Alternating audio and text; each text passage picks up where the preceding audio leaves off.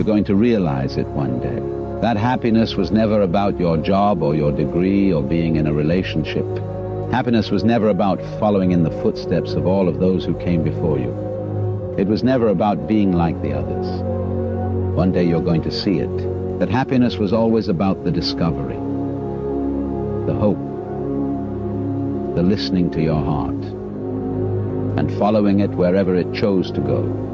Happiness was always about being kinder to yourself.